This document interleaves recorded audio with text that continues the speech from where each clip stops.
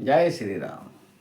भाई और दोस्तों, आज 6 जून 2025 आज निर्जला एकादशी का व्रत है, जो व्रतों में सबसे श्रेष्ठ व्रत माना गया है। गीता में भगवान कृष्ण ने कहा है कि व्रतों में मैं एकादशी हूँ।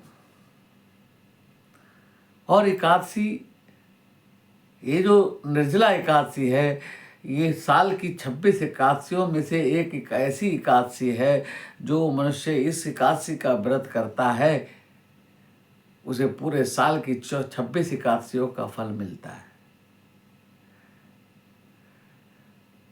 भगवान कृष्ण ने एक बार भीम से कहा कि भीम, क्या तुम हम अपने भाइयों के साथ स्वर्ग नहीं जाना चाहते? बोले, प्रभु जाना चाहता हूँ। तो फिर तुम एकादशी तो करते नहीं।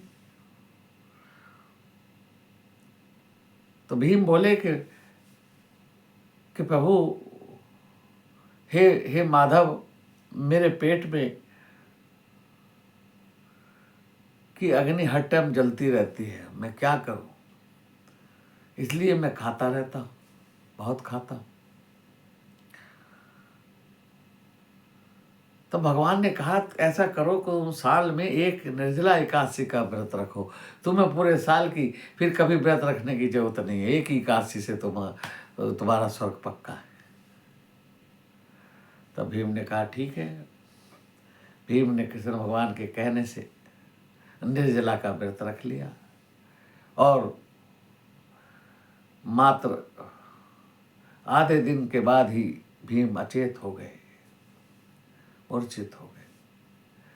लेकिन भगवान की कृपा से उन्होंने व्रत पूरा किया, द्वादशी में पारायण किया, ब्राह्मणों को दान देकर और स्वयं भोजन किया, और अंत में जब उनकी यात्रा पूरी हुई, सीधे स्वर्ग धाम को गए। इसलिए हमें, अगर हम महीने में 2 एकादशी आती हैं, अगर हम एकादशियों का व्रत ना कर सकें तो कम से कम एकादशी के दिन चावल का त्याग करें, चावल ना खाएं। चावल में पाप बसता है, राक्षस बसते हैं, राक्षस प्रवृत्ति बसती है। और द्वादशी को चावल खाना बहुत शुभ है, एकादशी को खाना पाप है। एकादशी को तो अन्न खाना भी पाप के बराबर है। तो एकादशी के व्रत में अन्न छोड़कर फल खा सकते हैं, फलाहार ले सकते हैं, आलू खा सकते हैं, कोटू खा सकते हैं। हमें व्रत करना चाहिए। हम एक संत की में कथा सुनना आता हो तो ये यहाँ तक कहते हैं कि चाहे सारे दिन चरो व्रत का, लेकिन एकादशी करो, क्योंकि अन्न का ही त्याग एकादशी। लेकिन ये निर्जला तो बड़ी विशेष एकादशी है। जिसने इसका नियम पालन कर लिया, एक एकादशी कर ली, समझ लो बस बेड़ा पार हो गया। इसमें तो पानी का भी प्रतिबंध है। हमें निर्जल रहना है, अगले दिन द्वादशी में ही पारायण करना है। और ये एकादशी का पारायण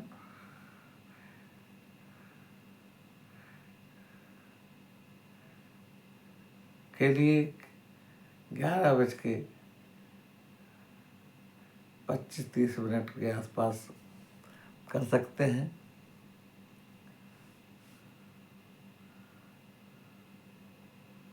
तो भाइयों, एकादशी के दिन मौन रहना, किसी को दुर्वचन ना बोलना, किसी से द्वेष ना करना, किसी से झगड़ा ना करना, और निर्जला एकादशी पर मीठे पानी की छबील लगाना, ये पुण्य काम है।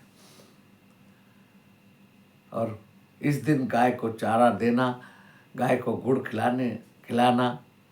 भगवान गणेश जी को इस दिन अगर दूर्वा चढ़ाए तो सारे मनोरथ पूर्ण होते हैं। गाय को गुड़ खिलाए इस दिन तो आपके सारे मनोरथ पूर्ण होते हैं। बस इसी के साथ निर्जला एकादशी पर इतना ही।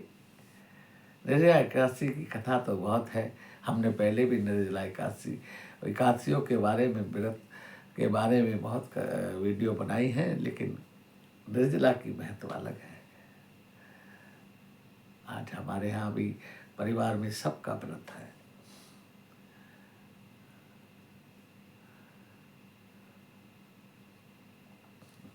जो बीमार हैं, जो लेडीज हैं नहीं रख सकती, वो कम से कम फलाहार पे रह सकती हैं, व्रत का खा सकते हैं।